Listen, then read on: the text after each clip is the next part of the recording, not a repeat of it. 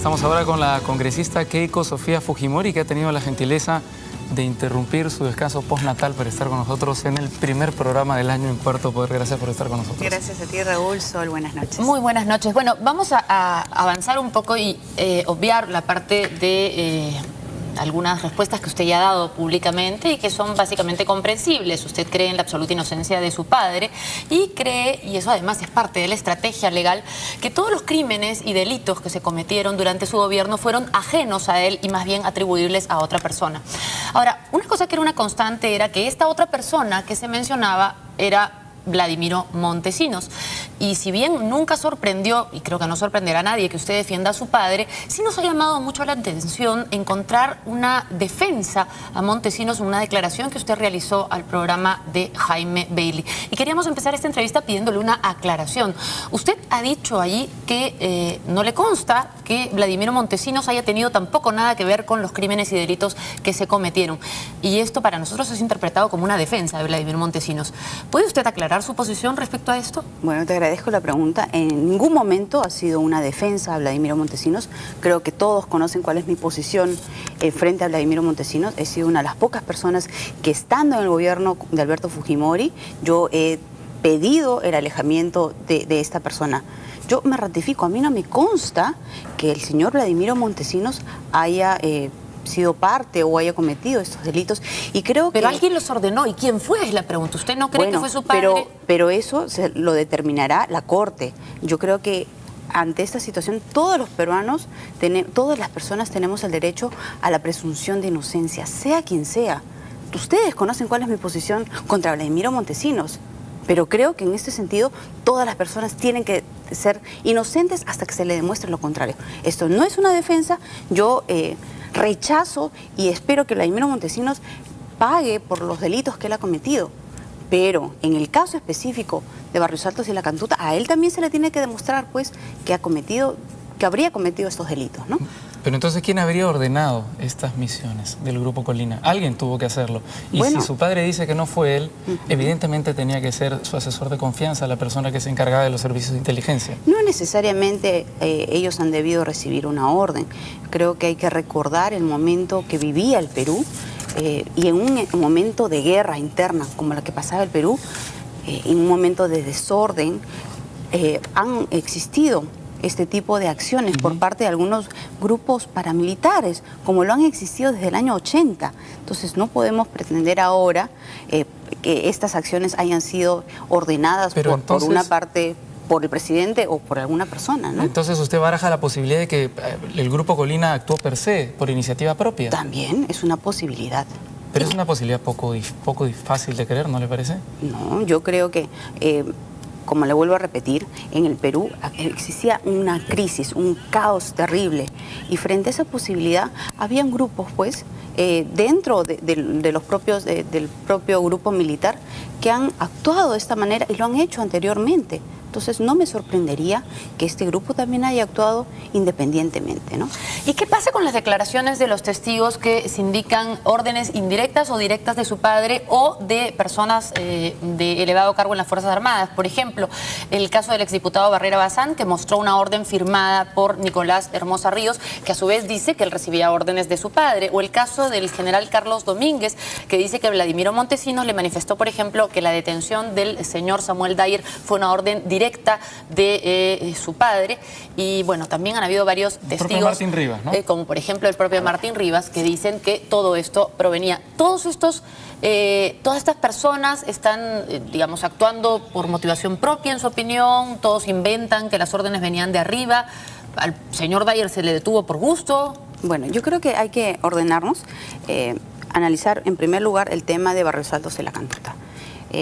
¿De qué se le acusa a Alberto Fujimori? No, estábamos en detenciones en este momento. Pero... Bueno, pero estábamos hablando en primer lugar de Barrios Altos y La Cantuta, ¿no? Entonces, ¿de qué se le acusa a Alberto Fujimori? A él se le acusa de homicidio calificado. ¿Cuál es el sustento de la Fiscalía? En primer lugar, de que había una doble política antisubversiva, una la de público conocimiento y otra de baja intensidad. En segundo lugar, que Alberto Fujimori era miembro del Grupo Colina, y en tercer lugar, que él ordenó matar. ¿Cuáles son las supuestas pruebas que ha mostrado la Fiscalía en contra de mi padre. En primer lugar, una carta supuestamente de felicitación supuestamente dirigida al Grupo Colina. Esto es falso y ya se ha demostrado que esta carta fue hecha anterior a los hechos, dirigida a un grupo de personas que trabajaban en inteligencia, que estaban recopilando información y analizando la información recogida en la casa de la señora Evans.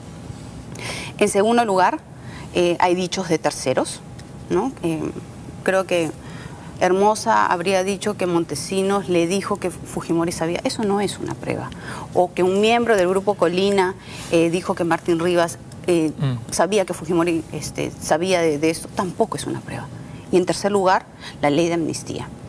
En el caso de la ley de amnistía, hay que recordar que primero se dio la ley de arrepentimiento. Para finalizar una guerra hay dos opciones. Un método puede ser utilizar las armas y el otro, firmar la paz a través de una solución política. Se dio la ley de arrepentimiento, que ha sido como una ley de amnistía para los terroristas, y en el caso de los militares, la ley de... Con una diferencia, ¿no es cierto? La ley de arrepentimiento tenía una serie de pasos que de alguna manera contribuían a que las personas que no habían participado de los movimientos subversivos demostrasen su inocencia. Y colaborasen con la Además y las personas que habían formado parte del nivel más bajo de las organizaciones subversivas colaborasen dando nombres, digamos, conspirasen contra esas organizaciones, cosa que no ocurre en la ley de amnistía. Bueno, pero finalmente se liberaron a terroristas que cometieron crímenes. Porque ¿sabe qué pasa? ¿Sabe qué pasa? Que estas declaraciones, otorgándole a Vladimiro Montesinos el beneficio de la duda, más bien parecen un anticipo del momento en el que Vladimiro Montesinos se siente en esa sala para declarar contra su padre. De ninguna manera. Yo rechazo lo que tú acabas de decir, Raúl. Eso es absolutamente falso. ¿No hay ningún temor a las declaraciones que pueda hacer Vladimiro Montesinos? Ningún temor. ¿No le parece que sería lógico que Vladimiro Montesinos acusara a su padre de haber sido el que le dio todas las órdenes? Bueno, la estrategia de Vladimiro Montesinos, que es lo que ha venido haciendo en todo este tiempo para defenderse, es echarle la culpa a Alberto Fujimori, ¿no? Y no me extrañaría que eso también... Y viceversa. Ahora, digamos... Es extraño que lo diga ahora porque usted misma acaba de decir que advirtió a su padre de la persona que tenía al lado o con la que trabajaba en el año 99. Y a pesar de eso, su padre defendió a Vladimiro Montesinos en el año 2000, en el caso de las firmas falsas y además en el caso de la venta de armas a las FARC. ¿Qué ha pasado? ¿No ha aprendido usted de este tipo de circunstancias vinculadas a Montesinos? Bueno, ustedes saben cuál es mi posición con respecto a Vladimiro Montesinos. Por eso sorprende más esas declaraciones. Pero yo estoy actuando conforme a ley. Yo creo que todas las personas tienen el derecho de la presunción de inocencia hasta que se lo demuestren lo contrario. Nosotros los fujimoristas hemos sufrido una persecución muy terrible y es por eso que yo quiero que se respeten los derechos de todas las personas, sea quien sea. ¿Esa era su defensa cuando se refiere, por ejemplo, a las personas que han recibido violaciones de derechos humanos? ¿Esa era su defensa cuando se refiere a cualquier persona que no es Vladimiro Montesinos? Ahora está siendo más ponderada al momento de referirse a Montesinos. ¿Por qué? Yo rechazo, condeno todos los delitos que ha hecho Vladimiro Montesinos.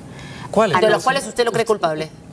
Sí, de los cuales a él se le ha sentenciado, ¿no? Okay. El tema de enriquecimiento ilícito, cuántas cosas se le ha sentenciado a Vladimiro Montesinos. Y en las cosas en que se ha sentenciado, por ejemplo, a su padre, en el caso de Trinidad Becerra, ¿usted cree ya en la culpabilidad de su padre en ese caso o también defiende su inocencia? Qué bueno que toques ese tema, Sol, ¿no? En el tema del allanamiento, a mi padre se le juzga como instigador, pero se le condena peor que al autor.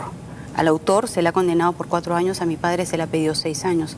La Fiscalía pide 100.000 soles de reparación civil, pero el juez ordena una reparación civil de 400.000 soles. Me parece un abuso. Mi padre tomó una decisión política de capturar a Vladimiro Montesinos y él ha asumido esa responsabilidad política, pero considero que la sentencia ha sido muy injusta para Alberto Fujimori. Ahora bien, hay un tema, trascendiendo este tema de la presunción de inocencia y todo lo que hemos hablado, hay un problema que me imagino que ustedes tienen que estar viendo venir. La estrategia de defensa de Alberto Fujimori lo pone como una persona absolutamente ajena a las cosas más importantes que sucedían en su gobierno. Es decir, por ejemplo, el empresario Samuel Dyer declara que él pasa a 5 metros de su padre gritando: señor presidente, me han secuestrado, y su padre no es capaz de verlo. Suceden asesinatos prácticamente... Una interrupción, Sol, en este tema del señor Dyer. Pero es que no es solo el tema del señor Dyer. Quisiera que me contestara el problema del efecto global de la defensa. Cada vez que se dice algo que es muy grave, prácticamente la defensa siempre es: el señor Fujimori no lo vio, el señor Fujimori no tuvo control, el señor Fujimori tenía esta gente alrededor que era terrible, que era delincuente, que era capaz de matar, pero él no se daba cuenta. La pregunta es, ¿se han dado cuenta ustedes del costo político que tiene esto? Es decir, lo están poniendo como un incapaz. ¿Dónde está el futuro del fujimorismo si su líder fue incapaz de darse cuenta de todo? Bueno, yo creo que estás haciendo estás prejuzgando a Alberto Fujimori. Él está contestando al 90% de sus preguntas. Obviamente hay detalles que no se acuerda, ¿no? O sea, ¿se acuerdan ustedes lo que ocurrió el 16 de julio del 92? No, pero la diferencia es que su padre no se acuerda de los hechos capitales de su gobierno muchas veces. Ese día ocurrió Tarata, sí, efectivamente. En el caso... Pero pensamos un ratito y nos acordamos, no sé si se ha dado cuenta. En el caso del señor, bueno, pero han pasado 15 años y es obvio que Alberto Fujimori pues no se acuerda de cada uno de los detalles durante su gobierno. Pero algunos dijo que, en algunos casos dice que no sabía, no que no se acuerda, ¿eh? Sí, hay algunas cosas que obviamente que no sabía, ¿no? Cuestiones de derechos humanos, por ejemplo, yo tengo aquí el tomo 6 de las transcripciones Raúl, del una que está en el aclaración a Congreso. lo que ha dicho Sol, Sí. con referencia al señor Dyer. El propio presidente de la Corte le pregunta al señor Dyer: ¿usted cree que Alberto Fujimori lo escuchó? Porque les preguntaron también de qué manera pasaba Alberto Fujimori. Y él pasaba, no iban a cruzarse frente a frente, sino él pasaba de al lado. Y le pregunta: ¿usted cree que escuchó a Alberto Fujimori? Y él dijo: creo que no. No, el señor Dyer dice: no puedo afirmarlo, yo solo quiero hablar de los hechos. Yo digo que entonces, yo grité, yo no puedo saber si él escuchó. Entonces, pero eso es lógico, pues si quiere ser totalmente le queda correcto, la duda, ¿no? le queda la duda. Y obviamente mi padre no pero lo... no queda, no solo eso. No queda la duda de que Fujimori creo, estaba ahí. Eso es lo que se colige de las Y declaraciones que de Dyer. también estaba viviendo en el servicio de inteligencia cuando se produjeron las detenciones. O sea, ¿cómo no sabía nada? ¿No se dan cuenta de la imagen que deja? Responder. En el caso del señor Dyer hay que determinar en primer lugar si ha sido un secuestro o una detención ilícita, ¿no? Pero no queremos entrar al detalle. A Alberto Fujimori. Queremos que nos conteste cómo ve el futuro de Alberto Fujimori. Ahí vamos a entrar cosas, ¿no? en un momento. Alberto Fujimori se le acusa de secuestrar al señor Dyer. Entonces, en primer lugar hay que determinar si es que esto ha sido un secuestro o una detención ilícita. ¿Cuál usted escogería? ¿Cuál prefiere? Los dos son delitos, ¿no? Bueno, en el caso del señor Dyer más pareciera que es una detención ilícita. O sea, se cometió un delito. Porque él tuvo acceso a un fiscal, tuvo acceso a un abogado, ¿no? Y estaba siendo investigado por evasión tributaria o me parece por no, ahí lo habían terrorismo. acusado de terrorismo. Y en segundo lugar, que sin indicios y en segundo lugar, lo que hay que certeros. Determinar es la relación de Alberto Fujimori. Porque ¿qué podría buscar Alberto Fujimori en hacer este tipo de daño al señor Dyer cuando mi padre ni siquiera lo conocía? Pero la pregunta es cómo no se daba cuenta de las cosas que pasaban. Evidentemente, si uno investiga un poco el caso del señor Dyer, pareciera ser que el problema del señor Dyer era directo un encono que Vladimiro Montesinos le tenía a él. Pero el tema que yo le pregunto, y perdóneme que le insista, es ¿cómo va a quedar la imagen de Alberto Fujimori si tanta parte de su defensa consiste en decir que él no se daba cuenta de nada? Bueno, eso es tu apreciación. Le vendió al pueblo la idea de que él tenía un control. Acá Raúl tenía una declaración antigua de su padre donde decía... En la entrevista que se dio ¿Esa es tu apreciación, Sol? En la entrevista que se dio a la revista dominical en la que aparecían vestidos de forma similar su padre y Vladimiro Montesinos, comenzaron a hablar acerca del rescate de los rehenes. Esto es en la versión no editada. Las transcripciones están en el Congreso, en el tomo 6. Su padre dice: no es que desconfíe de los míos, pero a mí me gusta tocar hasta el mínimo detalle de la lucha antisubversiva por su importancia. ¿Cómo se condice la defensa del hoy no sé nada con esta frase? Bueno, pero eso es un decir. Obviamente Alberto Fujimori no ha podido estar en cada uno de los detalles durante su gobierno. Él también dijo, usted conoce la directiva 003 en la que se establecieron los primeros pasos Ahora que estoy asistiendo al proceso, la lucha antisubversiva. He conocido esta directiva 003. Su padre dijo que él hacía un seguimiento personal de esa directiva. Personal, ¿no le suena, digamos, a minucioso? No, él se refiere a que él viajaba a provincias y verificaba que las fuerzas militares estén respetando los derechos humanos y obviamente luchando y enfrentándose al terrorismo. Con respecto a tu apreciación, Sol... Entonces no es como dice ahora... déjeme repreguntar, porque si no, no es una entrevista, sino un monólogo. Entonces no es lo que dice ahora su padre en los juzgados, que él no daba órdenes, sino las políticas generales. Usted está diciendo que viajaba, daba órdenes, trabajaba con la gente él verificaba que la política general, las directivas 003, se cumplieran. Pero ¿me permites, por favor, hacer una aclaración a lo que ha dicho Sol con referencia a que mi padre no contesta o prefiere hacerse la persona, no contestar a todas las preguntas? No, de repente realmente no recuerda nada. Por eso hay algunas cosas que él no recuerda, pero él está contestando al 90% de las preguntas. No, pero no solo lo que no recuerda, sino lo que no controló. Sí. La gran preocupación que deberían tener los fujimoristas es cómo su principal líder tuvo todos estos problemas tan cerca y no los pudo controlar, no los pudo sancionar cuando se enteraba. Nunca supo a quién escuchar, porque su hija le decía que Vladimiro Montesinos era malo y no le hacía caso. Su hermano también ha declarado en otras ocasiones que fue apartado del círculo cercano porque le decía que Vladimiro Montesinos era malo, y ahí estamos hablando de principios de los 90, no estamos hablando del 99. Pero sí, y sin embargo apartó a su hermano y siguió confiando en Vladimiro Montesinos. Entonces es gravísimo la imagen que queda. Si me permites, Sol. Mi padre está contestando a las preguntas y para nosotros el hecho de que él esté participando en este juicio oral es positivo porque él está aclarando muchas cosas y como estamos viendo no hay pruebas en contra de él y él está demostrando su inocencia.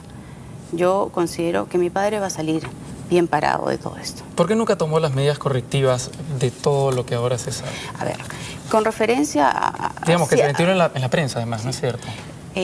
En el año 93, me parece, el Grupo Colina fue, digamos, trasladado a la justicia militar y ahí fueron sancionados, tal como la ley lo ordena. O sea, tampoco puedes decir que no se sancionó a estas personas. Bueno, él dijo que, ¿no? Siempre dijo que él tenía un sistema de inteligencia modelo e incluso en algún momento recomendó la exportación de Vladimiro Montesinos para acabar con la FARC. Bueno, en el tema de las FARC, yo no lo tengo muy claro, pero tengo entendido que Vladimiro Montesinos mal informó a mi padre. Yo quisiera terminar, mejor dicho, no quisiera terminar sin insistir en el tema del futuro que usted le ve al movimiento del cual forma parte. Porque ya su padre tiene una sentencia que ustedes califican de injusta, que ha sido discutida, apelada, pero tiene ya una sentencia y muy difícilmente va a haber un retroceso total en ese sentido. Se discute la cantidad de tiempo, se discute la indemnización. Pero ya estamos hablando de un Fujimori culpable, por lo menos en un caso. Y por lo tanto, eso los tiene que haber hecho pensar a ustedes cuál es el futuro del grupo político al cual pertenecen. Inclusive me imagino que los estará haciendo dudar sobre la conveniencia de seguir siendo fujimoristas, aunque en su caso es imposible no serlo porque usted también es Fujimori. Pero ¿cuáles son las conclusiones a las que llegan en estos días respecto a este tema? En primer lugar, Fujimori ha recibido una sentencia, nosotros hemos apelado, pero Fujimori no es culpable. Él tomó una decisión política en el tema de allanamiento y él va a salir bien parado de los otros dos grandes procesos que le espera. Gracias por la pregunta con referencia al futuro del fujimorismo. Nosotros siempre hemos dicho desde la llegada de mi padre que no nos vamos a quedar con los brazos cruzados. Nosotros consideramos que hay algunos sectores políticos y los medios de comunicación ya han condenado a Alberto Fujimori. Él está ahora en un proceso, en medio de un proceso judicial del cual yo tengo muchas dudas. Pero el fujimorismo va a responder de manera política. Es por eso que hoy quiero anunciar que vamos a crear un nuevo partido fujimorista. El objetivo de este partido es unificar al fujimorismo, es conseguir y demostrar el verdadero respaldo que tiene Alberto Fujimori en el pueblo y obviamente entrar con fuerza a la elección del 2011.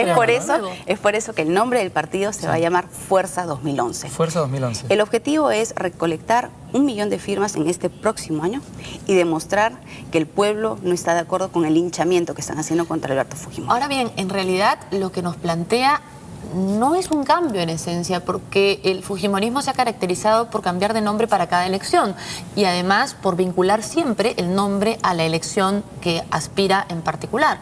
Hablemos de Cambio 90, hablemos de Nueva Mayoría, hablemos de Vamos Vecino, todas tienen que ver con la elección en particular. Vamos Vecino, elección vecinal. Cambio 90, elección del año 90. Nueva Mayoría es que ahora nosotros vamos a ser la mayoría. Que me diga que ahora se llaman 2011, en realidad no es novedad. Alianza Fujimorista hablaba evidentemente de la defensa de Alberto Fujimori también. Bueno, no parece ser. ¿Cuál es el objetivo si es en el fondo, una repetición de estrategia. Nosotros tenemos una misión pendiente. Nosotros queremos lograr que el crecimiento y la bonanza económica y fiscal que existe en nuestro país en estos momentos llegue a los más pobres. Y esto se resume en 3 palabras. Capacidad de gestión estatal. Nosotros consideramos que en el gobierno del señor Toledo y incluso en el gobierno del doctor Alan García, en las cuales cuentan con mayores recursos, lamentablemente no ha habido una buena redistribución de la riqueza. Nosotros en el gobierno de mi padre hemos demostrado que con pocos recursos podemos resolver los grandes y los pequeños problemas. ¿Está lanzando entonces su candidatura? No, de ninguna manera. Porque la información que tenía yo es que a partir de este momento usted va a asumir un papel secundario dentro de la bancada fujimorista, que ni siquiera va a asistir al juicio de su padre, que va a asumir un perfil bajo pensando en las elecciones del 2011. No, eso no es así. Yo estoy partiendo de viaje para culminar mi maestría, me voy a ausentar 3 meses y medio, es por eso que voy a mantener un perfil bajo, pero es porque voy a estar fuera. Yo voy a monitorear desde fuera la recolección de las firmas. Nuestro trabajo y nuestro compromiso es trabajar por las personas más humildes de nuestro país. Porque el otro asunto es, lo sabrá Carlos Raffo más que nosotros, que es publicista, pero con la cantidad de nombres que ha tenido su movimiento, no sé si haya capacidad de retención en el público. Vamos a tener tiempo y ocasión para ya hablar de la parte de los nuevos movimientos políticos. En todo caso, le agradecemos que haya estado aquí. Y bueno, estaremos atentos a cuando vuelva también de su próximo viaje para que nos explique un poco más cuáles son sus planes para el futuro. Gracias a ustedes por la oportunidad. Bueno, muchas gracias. Nos toca hacer ahora una pausa.